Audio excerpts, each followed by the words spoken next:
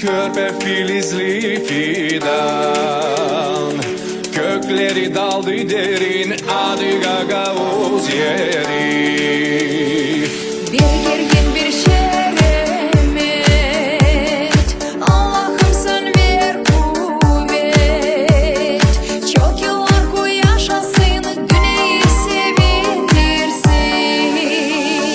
Gagavuz yar toprak, sen zengin ayı kırnak.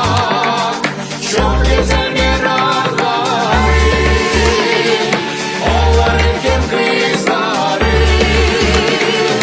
Gagavuz yar vatan, kısmetlisin gel insan. Pek severiz biz seni, Gagavuz yar yeri.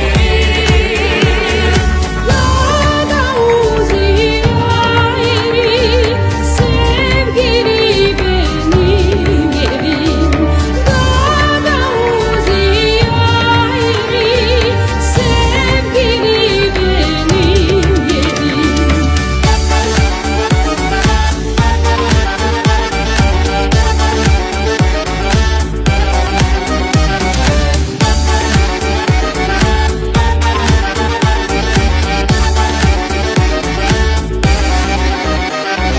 Gagavuz yeri, benim sevgili evim.